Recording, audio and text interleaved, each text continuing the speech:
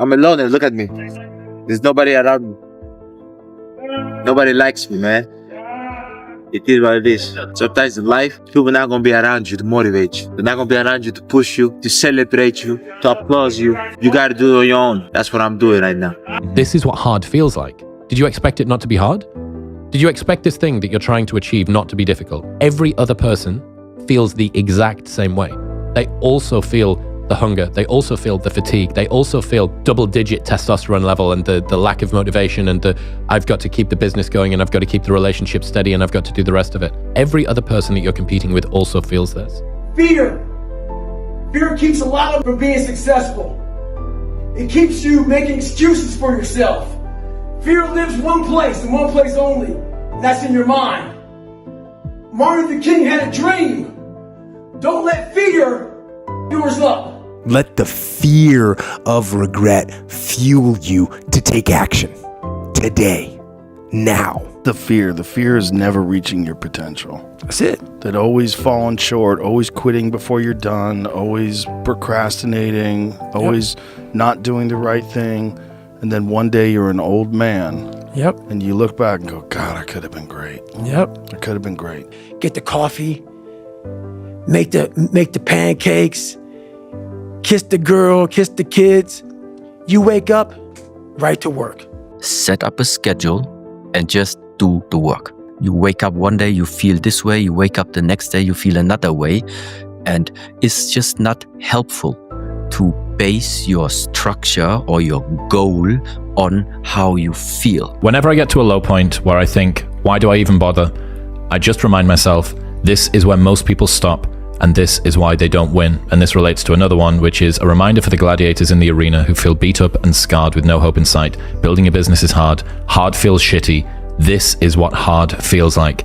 And this is why most people can't do it, but you can. This is what hard feels like. Remember, it's not what you have, but what you do with what you have that separates winners from losers. It's not what happens to you, but how you respond to what happens to you that counts. There comes a day where being average, being mediocre is just sickening to you because you've seen people with far less talent than you. As you're growing up with them, their childhood buddies, whatever else, they didn't have what you had. Yet now they've become something that you haven't. There comes that day. It's either when you're young, and it strikes you on the baseball field because you're sick of striking out, or it's when you get fired from your 5th job, and your wife and kids are on your ass because you don't know how to support them anymore. There comes a day where push comes to shove. Where being mediocre and being like average, it burns. You can't deal with it one more day. And you create something that's always been there. I never forget one time I was running by a graveyard when I was just trying to become, I was fat. And I ran by a graveyard. And I look out there, I'm like, man, I wonder how many humans in there are so upset with how you lived your life. Just regret how you lived it. And I'm running a 300-pound man thinking, man, don't die like this, bro. At the end of every day, you look yourself in the mirror and you ask yourself, did I get better today?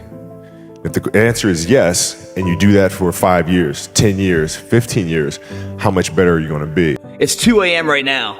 No one here. Mano to mano, me and you, and where we want to go tomorrow. 2 a.m. What I love about 2 a.m. is that we're not living by the clock, man. Because the clock says it's 10 o'clock, time to go to sleep, or 9 to 5, time to go to work. If you're in bed right now and you're rolling around, you can't fall asleep, it probably means you haven't done an honest day's work to earn that rest at night. 2 a.m., not a person's here. Don't be mad. When you're laying there in your bed and you're in the hospital and you're 70, 80, 90 years old and you're thinking, man, I feel like I didn't do something. Because you did. You didn't do it. Starving rats are placed into a tube. Yeah. And they have a spring that is attached to their tail that can measure the force that they pull at, and that's a proxy for desire. Then they waft the smell of cheese in from the front of the tube, and the rat pulls, and they measure how hard they want to go. And you think, these rats are starving, they would be pulling pretty hard. Then they do another iteration of the study. This time they waft the smell of cheese in from the front, but they waft the smell of a cat in from behind. And the rats pull harder. Yeah. And what's the lesson? That you not only need to run towards something that you want, but you need to run away from something that you fear. You want to be that one that every day, whether it's raining, snowing, sleeting, you lost every dime. You come and you bring the energy that it takes at the highest level every day. And that's the person you want to be every day of your life. Every day I wake up, I'm one day closer to death. So what you gonna do with the time you got left? If your life was a movie and it started now, what would the hero of your life's movie do right now? Do that. Do those things. And you can choose to be the hero of your own movie right now. Stay home, man. Stay home and do your thing. Good luck to you. I wish you all the luck in the world. There's going to be a small group of hungry savages out there that are going to run every one of you over. And you can sit home and you can cry and complain about how you didn't get yours and it's because this person had this opportunity that you didn't have. It's all crybaby. What if I'm so far away from my dream now that I die before I actually reach it? Die on the road. Die on the road. All right? Go to your dream. And if you never make it, at least you will finish this world going somewhere, not just sitting, saying, man, if only. There are no if onlys. There is, what are we going to do now? Don't stop when you're tired. Stop when you're done.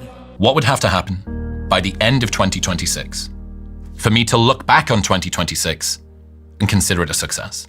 So, first rule, in order to pick something up, you have to put something down. Through discipline, through self-discipline, through repetition, through tons of repetition of the same thing that you don't want to do, you develop armor for your mind. You know, when you're going through something really challenging, how do you show up within it? Do you choose to become a victim of complaining and misery and shitty, or do you find meaning in how you show up in the suffering, you know? Imagine if you wake up every day with $84,600 in your bank account, and every day at the end of the night it's gone, whether you wasted it or not, and then the next day you get another $84,600. You would do everything in your power to spend it, because you know the next day you're getting $84,600. You don't want to leave nothing there. You'd make the best of it, right? You get 84,600 seconds. Why waste time? It doesn't carry over to the next day. It doesn't earn interest. You know? Take every day and every moment and make something of it. Make something positive. The best way to fight the demons that chase you in the night is to stop and turn around. Turn around. Face them. Man up. Don't you feel better when you accomplish something and you work through something and you man up? Some of the most successful people in the world are the ones who've had the most failures. Michael Jordan was cut from his high school basketball team.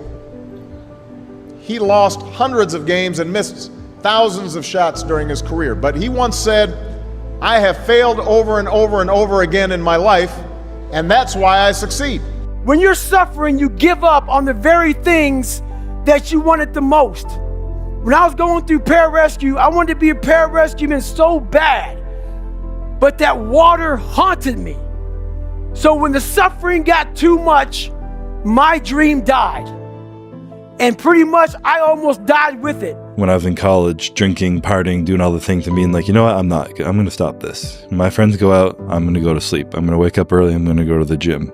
I'm going to eat 6 times a day. I'm going to spend my money on tuna and chicken breast rather than 6 packs of beer and all these things. And I'm just going to drop out of school and I'm going to travel and I'm going to try and get sponsors and I'm going to try and win shows. And I'm going to do all this and I'm going to take every risk I can. And I didn't even think about it, you know. When you're young, luckily you're at the greatest opportunity in your life to take risk and to fail, and then you're like, well, I'm 24 now, I can just go restart. How can I deal with the fact that this is painful for me?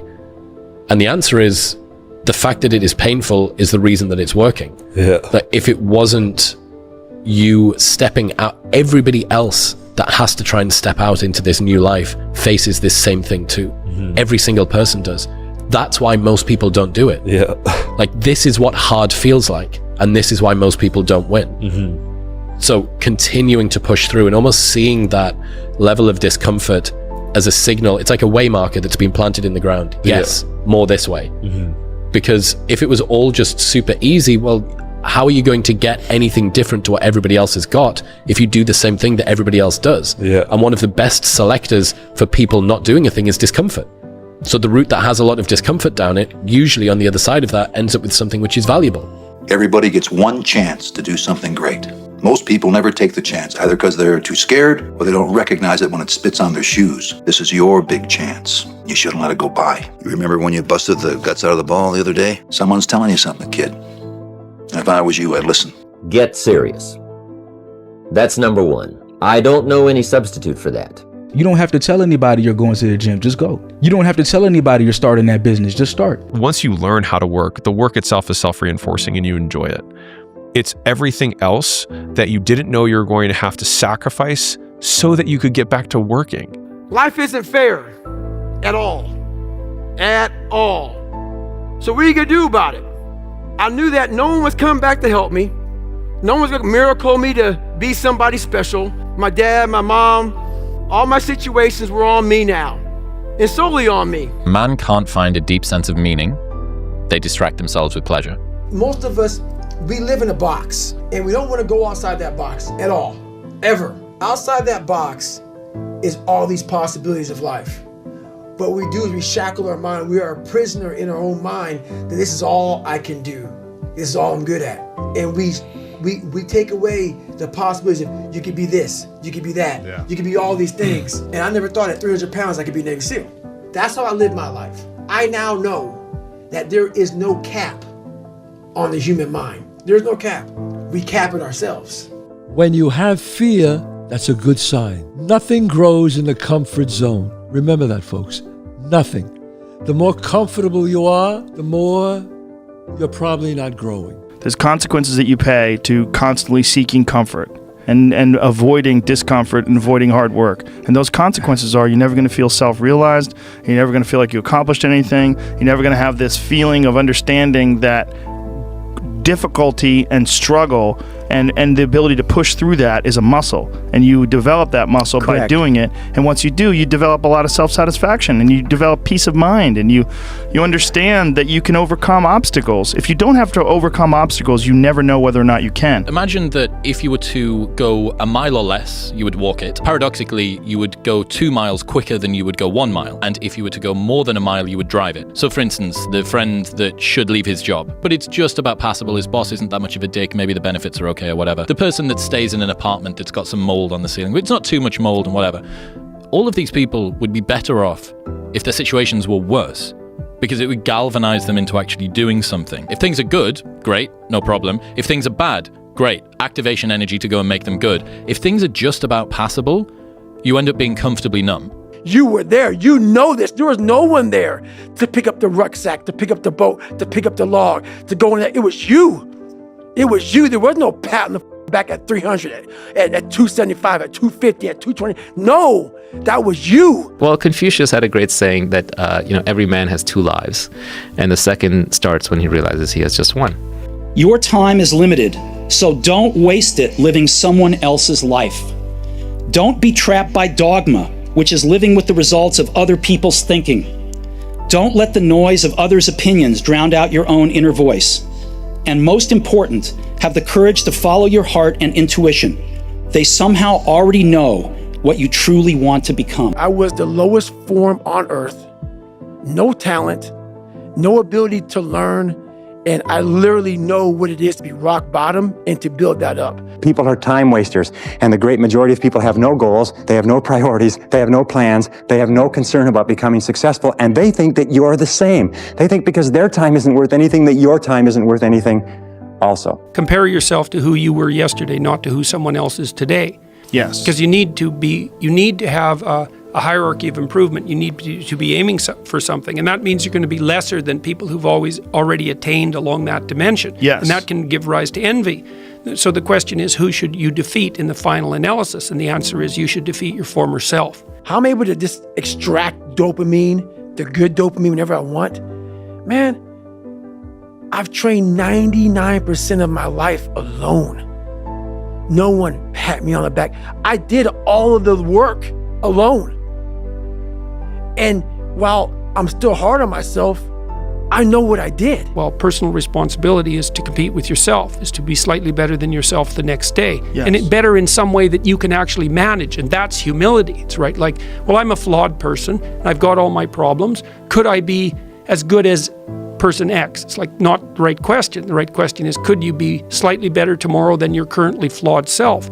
And the answer to that is, if you have enough humility to set the bar properly low, then you could be better tomorrow than you are today. It's easy to fight when everything's right. when you're mad with the thrill and the glory. It's easy to cheer when victory is near and wallow in fields that are gory. It's a different song when everything's wrong, when you're feeling infernally mortal, when it's 10 against 1 and hope there is none. Little soldier and chortle. Carry on, there isn't much punch in your blow. You're glaring and staring and hitting out blinds. You're muddy and bloody, but never you mind. Carry on. You haven't the ghost of a show. It's looking like death, but while you've a breath, carry on, my son. Carry on. So many lives would transform overnight if they realized my life sucks, I have nothing going for me, really means I have nothing to lose, and that makes you a very dangerous person. Well, why? It's dangerous out there. It's like, yeah, no kidding. It's more dangerous here if you stay with me. By a lot. So you might lose your body out there in the world, but if you stay here, you lose your soul. Every day when you get out of bed, life's standing right there to kick you in the face, man. And you have to be ready for it, and you got to deal with it. You can't curl up into a ball. You can't run away from it. You can't hide. Dreaming you have to take all head on. Someday I'm going to get a different job. Someday I'm going to change this. Well, someday ain't a day of the week. Discipline your thoughts. Stop thinking too much. Don't go into the past. Don't go into the future. Be in the present. Why? Because only then it's possible that the mind is free, the capacity is free, and now you can completely immerse into whatever you are doing. And this means you have arrived. Easiest thing in the world to do is to complain, blame, and quit and settle. That's the easiest thing in the world to do. But it takes real work to deconstruct and to reconstruct the thought process and the mindset of an individual when they're trying to change something. That's why I always say to people, what's more important? What we acquire or who we become? It's incremental changes over the long haul, and the way you have to look at it is if these two boats are going in a parallel direction and one of them just shifts 5 degrees. Over the course of time, this boat is going to be in a far different place than the other boat that's going the same way it was always going. Yeah, and the important thing to realize as well is the next year is going to go by whether you're doing something about your life or not. I mean, we're sitting here right now at the end of February. The next 10 months are going to go by whether somebody is working to make change or whether they're not. And they may think, oh my God, I'm so far overweight, I'll never get it under control, or I'm so behind in my bills, or I'm so depressed, or everything is so out of control. Well, you know what? You make those incremental changes, and then pretty soon in December you go, hey, I'm way better off than I was at the end of February. So shit, you made little changes and they all added up. There are no solutions, only trade-offs. What's that mean to you? That you're never going to completely solve anything in your life or in the world, and there's always going to be compromises that you have to make. And if you aren't willing to make those compromises, or you don't keep your mind open for those compromises, you're going to run into some real problems. But if you look at it and the fact that you might put a little more effort over here and it's going to take away from some effort over there, you can't just do everything at once. So yeah, no solutions, only trade-offs. People call it arrogant, I call it confidence. Ignorant people call it arrogant, intelligent people call it confidence. I can't. You can't? Are you kidding me? You just said I can't? I can't? I don't have time for people that are weak and they say I can't. No, you can. You will. You got to look at things and say, like at a certain point, like eliminate the outcome. Stop being driven by rewards. Stop being driven by outcome. Stop being driven by, if I get this, I'm going to do this. Just work. And if you don't get what you thought you were going to get, show up and still go to work. Because along the process, what's more important, what you acquire or who you become? Yeah, that's big. And a lot of people think what they acquire is the thing that makes them who they are. No, it's who you become in the process of chasing what you want to acquire, right? Change expectation for appreciation. Extract the lessons and the blessings from the situations that didn't turn out the way you wanted them to turn out. But most importantly, man, approach it and eliminate the outcome, right? Just go for it, work. This is why most people never get anywhere. Most people are incapable of picking a direction and going. Just going. They observe the possibilities. They get paralyzed by all the possibilities. They refuse to move forward on all the possibilities, and then time passes them by. So it's very important that you make a decision and you go down that path. You commit to that path with the mentality of having zero options. I don't have a choice but to see this through. Okay, if I don't see this through, I'm going to be digging ditches. That's what I tell myself. When I don't want to come here and I don't want to do this and I get tired of, doing what I do, which happens to everybody. You go through ups and downs. I pretend like I have zero options. I say, well, bro, I'm going to be digging ditches, so I better show that I can get it done. And that might sound ridiculous to you because that's not the truth anymore, but I still tell myself that, and that's how I operate. So you have to pick something, and then you have to commit to it for as long as that's going to take to make sure that you see it through. Most of the reason that we're afraid to fail is because we're afraid of dying in an abstract reality. We think, we catastrophize. Okay, I'll lose my job, and then no one will like me, and then I won't be able to get a job again, and then I'll be homeless, and then I'll die. Right? Like, it's just, right? Like that's how we go, right? But when I thought through, I was like, what would actually happen? So if I went there and I failed, what would I do? I was like, well, I'd apply to business school, and I'd have this cool story, and they like entrepreneurs or people who tried to do things. So this would be fine. This would be okay. And I have plenty of friends who would let me sleep on the couch if I had to. I could go back to mom and dad's house with my tail between my legs, which I felt that was honestly the most horrifying thing that I could imagine, going back home as a failure. Yes. But the idea, the one that got me out of it was, I can always get the job back. So like, this is actually a significantly lower risk move than I'm perceiving it to be. I can get the job back. Or I can get another job that's comparable. Right. I have the experience, and me doing all this stuff only makes me more valuable, because I'll have a cooler story than somebody who just did 4 years of this job rather than 2, and then did 2 years of things on their own. And so that was the one argument. The secondary argument was, for me, I was young at the time. I was like, this is extremely hard to do. If you say, because I used to always tell people like, yeah, and I'd like to own my own business someday. Like, it's almost like you like tag it on to like, what do you do now? And I'd like to, and so I thought to myself, if it's this hard now, when I have no kids, I have no wife, I have no stakes, it's going to be nearly impossible for me to do later. And so I was like, I have to do it now. Do you think Michael Jordan was just interested in winning championships? You think Kobe Bryant was just interested in basketball? You think Jeff Bezos was just interested in shipping packages? You think Elon Musk is just interested in whatever the hell he's interested in today? Those individuals are obsessed. They are obsessed. In order to be the best, in order to reach that next level, you can no longer be interested. Interested is a hobby. You can be interested in many things. Oh, I'm interested in reading. I'm interested in gardening. I'm interested in cars. You can fall in and out of your interest. But your obsession stays with you all the time. You have to become obsessed. Nothing changes in the winner's mind. Do you understand that? You have to be obsessed. You have to be mission focused. You have to be driven by something greater than what average people are driven by. I want that. I want you to fail, and I want you to get up and do it again. The same thing in life is the same thing here. If you can do this, you can do anything. Anything. Right now, you're 5% away. 5% away from being a champion. You know what I mean? There's 2 things I've learned from these past 7 months. Number 1 is that hard work pays off. And number 2 is that dreams come true. And that's what's happening. What I tell people is just be the best version of yourself in anything that you do.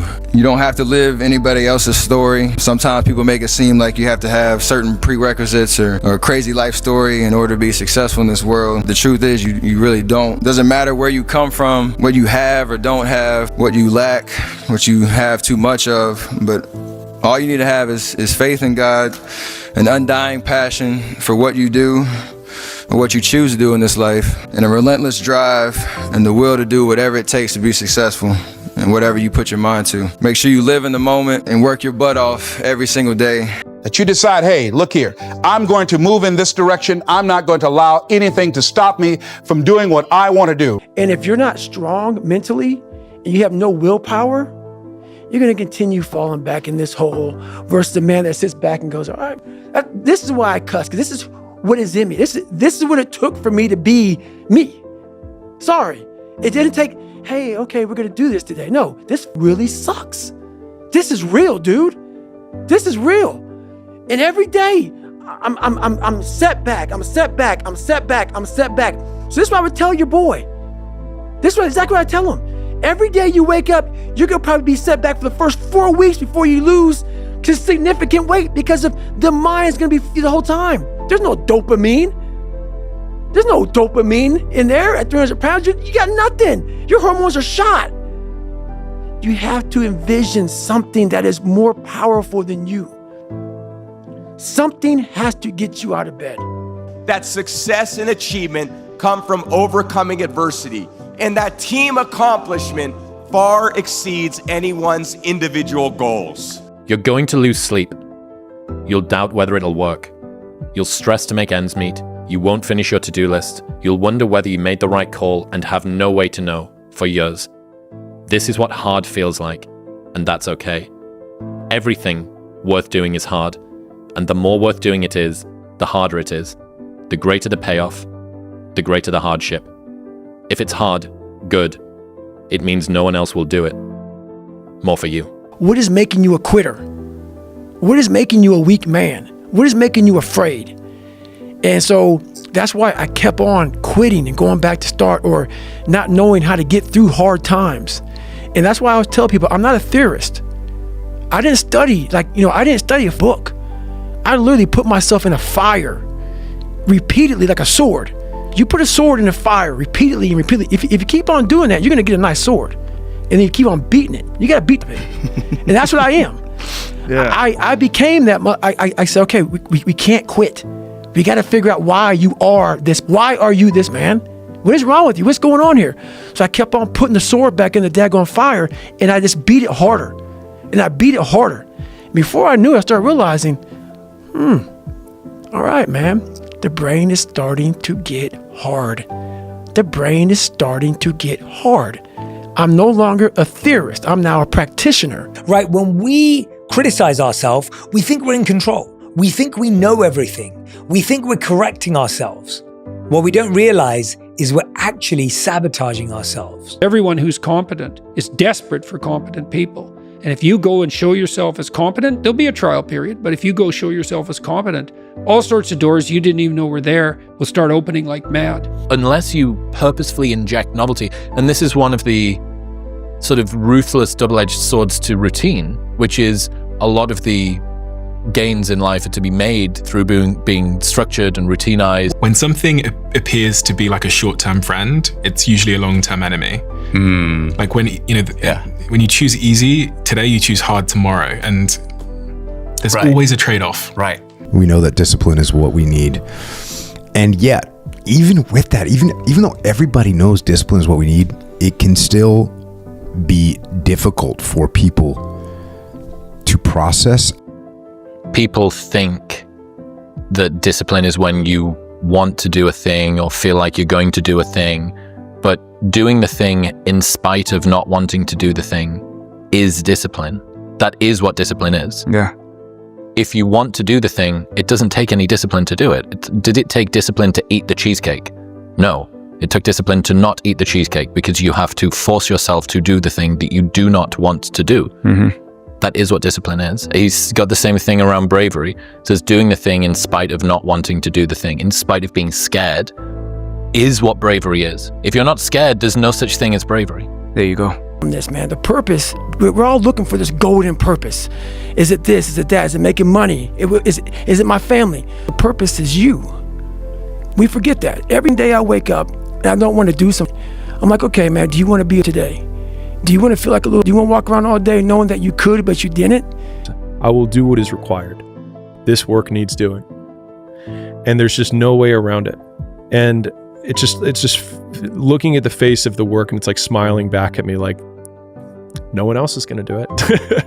When your excuses make you feel a little bit better about the fact that you didn't execute on what you needed to execute on, then they can make you feel better. But they're not helping you. They're not helping you at all. It takes more effort to start in the beginning, And more people are right about the fact they're like, hey, you're not going to hit it big. And guess what? A month in, you're not. But they're only measuring on months. And at 6 months, you're also not going to have hit it big yet. And they're going to be like, I'm still right. And at a year, you're still not going to have hit it big. And they'll still be right. And every day that you haven't hit it, they're going to feel like they were right. But they're wrong. Because they're measuring in days and you're measuring in decades. Rest at the end, not in the middle. You have one life, don't settle for mediocrity. It's just existence. Don't just exist. Go live. Go for that. Do that for a living. But thinking that you're going to have this one shot, this one pick of this one opportunity, this actually worked.